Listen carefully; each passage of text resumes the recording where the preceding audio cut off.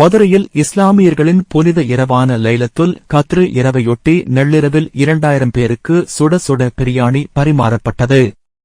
இஸ்லாமியர்கள் மட்டுமின்றி பல்வேறு மக்கள் சஹர் நிகழ்வில் பங்கேற்றனர்.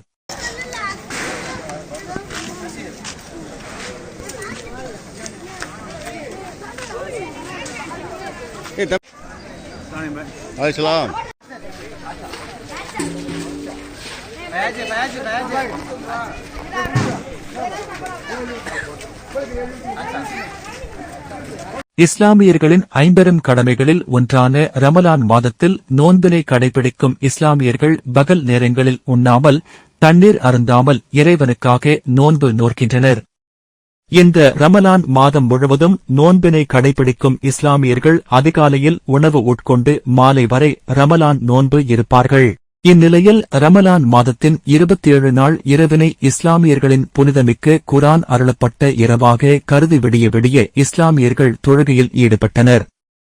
மதுரை மாவட்டத்தில் மகப்பூப்பாளையம், நெல்பேட்டை, ஹாஜிமார்தரு, கலைநகர், ஆனையூர், வள்ளுவர் காலனி, கோரிப்பாளையம், சிலைமான், திருமங்கலம், திருப்பரங்குன்றம், வாடிப்பட்டி, மேலூர், உசிலம்பட்டி, சோழவந்தான், அலங்காநல்லூர் உள்ளிட்ட மாவட்டம் முழுவதிலும் உள்ள அனைத்து பள்ளிவாசல்களிலும் இரவு முழுவதும் தங்கிய இஸ்லாமியர்கள் அதிகாலை வரை சிறப்பு தொழுகையில் ஈடுபட்டு பின்னர் அடுத்த நாளுக்கான நோன்பினை கடைபிடித்தனர். இந்நிலையில் லைலத்துல் கத்ர் இரவை முன்னிட்டு மதுரை மகபூப்பாளையம் பகுதியில் உள்ள பள்ளிவாசலில் நோன்பை வைப்பதற்காக அதிகாலை 2 மணிக்கு சஹர் உணவு என 2000 நபர்களுக்கு சுட சுட பிரியாணி பரிமாறப்பட்டது.